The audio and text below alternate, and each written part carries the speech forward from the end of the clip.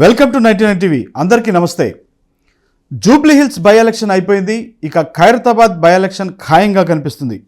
మరి BRS party ఏ విధంగా సిద్ధమవుతుంది అనేటువంటి చర్చ కూడా జరుగుతుంది. కాంగ్రెస్ పార్టీ అయితే మేము పూర్తి స్థాయిలో సిద్ధంగా ఉన్నాం, ఖైరతాబాద్ కూడా మాదే, నల్లేరు మీద నడకే మా విజయం అని చెప్పి కాంగ్రెస్ పార్టీ నాయకులు చెప్తున్నారు. లేదు, బీజేపీ కూడా మా ప్రాబల్యం చూపిస్తామని చెప్పి బీజేపీ పార్టీ చెప్తుంది. అయితే ప్రస్తుతం మనతో స్టూడియోలో Khairatabad BRS party incharge Manne Govardhan Reddy గారు మనతో ఉన్నారు. అసలు నిజంగా బీఆర్ఎస్ పార్టీ సిద్ధంగా ఉందా లేదా, అంటే ఒకవేళ ఖైరతాబాద్ బై ఎలక్షన్ అనేటువంటిది ఖాయం అయితే ఎలాంటి పరిస్థితులు ఉండబోతాయి, వారికి నిజంగా విజయ అవకాశాలు ఎలా ఉంటాయి, ఇలాంటి అంశాలన్నీ కూడా మనం చర్చించేటువంటి ప్రయత్నం చేద్దాం. ప్రస్తుతం మనతో స్టూడియోలో ఉన్నారు మన్నె గోవర్ధన్ రెడ్డి గారు. మనం మాట్లాడదాం. సార్ నమస్కారం అండి. మా ఛానల్కి సాదర స్వాగతం సార్ మీకు. సార్, ప్రధానంగా చూస్తే రాష్ట్ర వ్యాప్తంగా ఇక 2 తెలుగు రాష్ట్రాలు అనుకోండి, ఎక్కడ చూసినా చర్చ జరుగుతుంది ఏంటంటే, మొన్నటి వరకు జూబ్లీ హిల్స్ బై ఎలక్షన్ గురించి అసలు ఎవరు గెలుస్తారా అనేటువంటి చర్చ జరిగింది. ఇప్పుడేమో ఖైరతాబాద్ బై ఎలక్షన్ ఖాయం అనేటువంటిది కొంత ఖాయంగా కనిపిస్తున్నట్లుగా కూడా వార్తలు వస్తున్నాయి.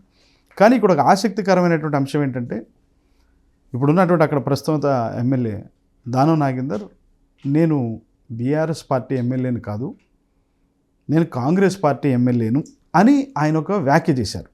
దీనికి కౌంటర్గా అంటే Mahesh Kumar Goud, president, TPCC president Mahesh Kumar Goud ఒక వ్యాఖ్య చేశారు. ఆయన కాంగ్రెస్ పార్టీకి మద్దతుదారుగా ఉన్న ఎమ్మెల్యేనే కానీ కాంగ్రెస్ ఎమ్మెల్యే కాదు అని ఒక మాట ఉంది. ఈ జరుగుతున్నటువంటి చర్చను అసలు బీఆర్ఎస్ పార్టీ ఏ విధంగా చూస్తుంది? ముందుగా 99 టీవీ ప్రేక్షకులకు నమస్కారం. జై తెలంగాణ, జై కేసీఆర్. మీరు అడిగిన ప్రశ్నకు సమాధానం చెప్పే ముందు నేను ఒకటి చెప్తా. నేను తెలంగాణ ప్రజలను కూడా ఒక చిన్న రిక్వెస్ట్ చేస్తున్నా, మీరు కూడా గమనించండి నేను చెప్పేది.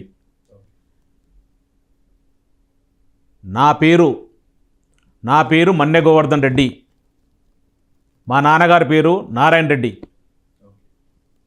మరొకసారి చెప్తున్నాను, నా పేరు ఎంజీఆర్ అంటారు, నా care of address BRS party. ఇది నా ఐడెంటిటీ, ఇది నా గుర్తింపు అంటారు. ఇప్పుడు మీరు అడిగిన ప్రశ్నకు సమాధానం, నీది ఏ పార్టీ, నీ ఏ పార్టీ గుర్తు మీద గెలిచినావు, ఎవరి బొమ్మను పెట్టుకొని, కేసీఆర్ గారి బొమ్మను పెట్టుకొని గెలిచినావు, బీఆర్ఎస్ పార్టీ బీఫామ్ మీద గెలిచినావు. ఇప్పుడు ఏ పార్టీ అని చెప్పుకుంటున్నావు? సిగ్గనిపించట్లేదా? కొంచెం కూడా సిగ్గనిపించట్లేదా? నీవు అధికారం కోసం అధికారంలో ఉన్నవారు జోకడం, ఎంతకైనా దిగజార్చి మాట్లాడడం, ఎంతకైనా దిగజార్చిన పనులు చేస్తుంటావు. ఇది అందరు తెలిసిన విషయమే. ఇంకొక విషయంలో బ్రదర్, ఒక విషయంలో ఇంకోటి చెప్పొచ్చు. ఒకటి ఏంటంటే, ఇంకా ఇంకో మాట చెప్పాలంది, కానీ మాకు సంస్కారం అడ్డం వస్తుంది. మా కేసీఆర్ గారు సంస్కారం నేర్పించిండు, ఎదుటి వారిని ఎంత వెధవలైనా సరే గౌరవించమని చెప్పిండు. కాబట్టి ఏ మాట లేకపోతున్నాం. ఎవడో ఇంటి పేరు చెప్పుకుంటే ఎట్లుంటుందో, ఇప్పుడు నువ్వు అడిగిన ప్రశ్నకు కూడా అదే సమాధానం. ఎట్లుంటుందో ఒక్కసారి ఆయన ఊహించుకోవాలి, మీరు చెప్పాలి. సార్, మరొక అంశం, ఆయన దానం నాగేందర్ చాలా చాలా ఘాటుగానే స్పందించారు. ఎట్లా అంటే, నేను ఏ పార్టీలో ఉంటే ఆ పార్టీకి కలిసి వస్తుంది, నేను ఏ పార్టీలో ఉంటే ఆ పార్టీ గెలిచి తీరుతుంది. రాబోయేటువంటి జీహెచ్ఎంసీ ఎలక్షన్స్లో కావచ్చు, లేదంటే ఖైరతాబాద్ బై ఎలక్షన్లో కావచ్చు, ఎప్పుడు ఏ ఎలక్షన్ వచ్చినా కానీ మొత్తంగా కూడా కాంగ్రెస్ పార్టీని గెలిపిస్తా హైదరాబాద్ రేంజ్లో అనేటువంటి స్థాయిలో ఆయన మాట్లాడారు. ఏం చెప్తారు? మీరు ఒకటి గుర్తుపెట్టుకోండి, ప్రజలు గుర్తుపెట్టుకోవాలి ఈ విషయంలో. ఆయన దానం నాగేందర్ కాదు, ఆగం నాగేందర్. ఆయన పేరు ఆగం నాగేందర్. దానం నాగేందర్ అని చెప్పుకుంటాడు కదా, ఆయన పేరు ఆగం నాగేందర్. అయోమయం నాగేందర్. మరొకసారి చెప్తున్నాడు, అయోమయం నాగేందర్, చీటర్ నాగేందర్, చిల్లర్ నాగేందర్, చెంచా నాగేందర్, బ్రోకర్ నాగేందర్, గుంటనక నాగేందర్, ఎంగి బొక్కల్ నాకే నాగేందర్. ఆయనకు ఒక్క పేరు కాదు, ఎన్ని పేర్లు పెట్టినా తక్కువనే. ఇంకా చెప్పాలంటే చాలా పేర్లు ఉన్నాయి నాగేందర్కు. అట్లాంటి అయోమయం నాగేందర్ ఆయన. ఆగం నాగేందర్ ఒక్కసారి గుర్తుపెట్టుకోండి. ఆయన గురించి ఎంత తక్కువ మాట్లాడుకుంటే మనకు అంత మంచిది. అంటే ఆయన రాజకీయంగా కూడా నేను గెలిపిస్తాను అది అని చెప్పని అంటున్నారు. ఒకటి గుర్తుపెట్టుకోండి, గతంలో 2004లో కాంగ్రెస్ పార్టీ టికెట్ ఇవ్వకుంటే టీడీపీ పార్టీలకు పోయిండు. టీడీపీ పార్టీ ఓడిపోయింది ఈయన పోయినందుకే. ఈయన iron leg Shastri, iron leg Nagender. ఆయన 2004లో టీడీపీలో పోయింది కాబట్టి టీడీపీ పార్టీ ఓడిపోయింది, కాంగ్రెస్ పార్టీ గెలిచింది. మళ్ళీ కాంగ్రెస్ పార్టీకి వచ్చేసి బై ఎలక్షన్లో పోటీ చేసిండు, మళ్ళీ ఓడిపోయిండు. 2014లో అదే కాంగ్రెస్ పార్టీ నుంచి పోటీ చేసిండు, ఓడిపోయిండు. కాంగ్రెస్ పార్టీ ఓడిపోయింది, ఆయన ఓడిపోవడంతో పాటు కాంగ్రెస్ పార్టీ ఓడిపోయింది. 2018లో మా పార్టీ పుణ్యం అంటూ మా కేసీఆర్ గారి బొమ్మ పెట్టుకొని మా పార్టీ బీఫామ్ మీద గెలిచిండు. ఆయన పెద్ద పొడిచిందేం లేదు, ఆయన వస్తే దీర్ఘదిస్తాం ఏం లేదు. మా పార్టీ లేకపోతే ఆయన రాజకీయ భవిష్యత్తు లేదు.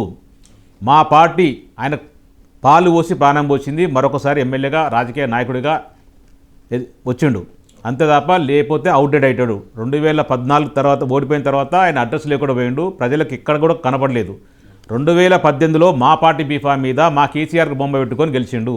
2023లో కూడా మా పార్టీతోనే గెలిచిండు.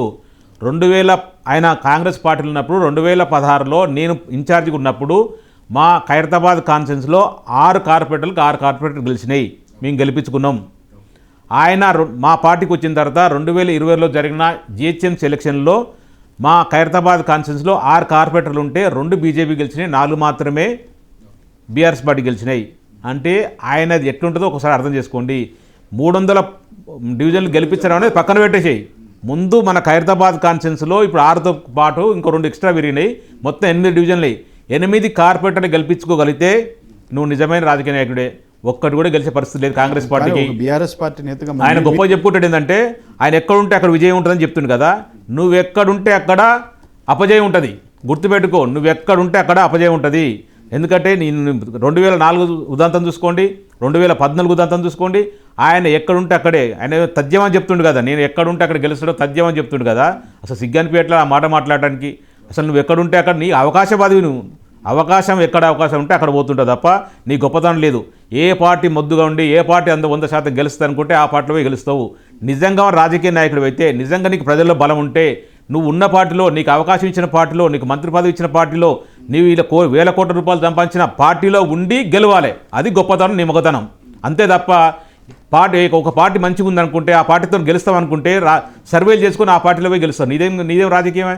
నువ్వు ఒక రాజకీయ నాయకుడువా? అవకాశవాది నువ్వు.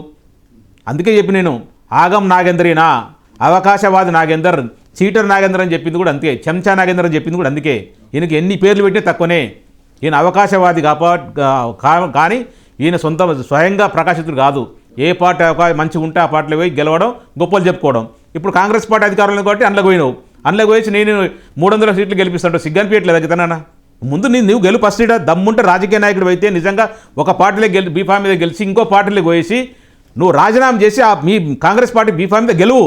అప్పుడు చెప్పు నువ్వు 300 గెలిపిస్తావా, 200 గెలిపిస్తావా, 10 గెలిపిస్తావా అనేది. నీకు గెలవడానికి అవకాశం లేదు, భయపడుతున్నావు, చెమటలు పడుతున్నాయి. మళ్ళీ రాజీనామా చేసి పోటీ చేయాలంటే పెద్ద పెద్ద మాటలు చెప్తున్నావు, ఏదో మీడియా ఉంది అని చెప్పేసి. ప్రజలు నమ్మే పరిస్థితి లేదు. ప్రజలందరూ గమనిస్తున్నారు నీ వ్యవహార శైలి ఏంది, నీవు ఎక్కడ అవకాశం ఉంది అక్కడ పోతావు, నువ్వు ఒక వ్యక్తిత్వం లేని మనిషి అని చెప్పి, నీకు నీతి లేదని తెలుసు, నీకు అవకాశం ఎక్కడ అక్కడ పోయి గెలుస్తుంటుంది తప్ప నీకు ఏమి లేదని తెలుసు. ఒక్కసారి దమ్ము ధైర్యం ఉంటే రాజీనామా చేసి కాంగ్రెస్ పార్టీ బీఫామ్ చెప్పుకుంటున్నావు కదా, కాంగ్రెస్ పార్టీలో ఉన్నా అని చెప్పేసి.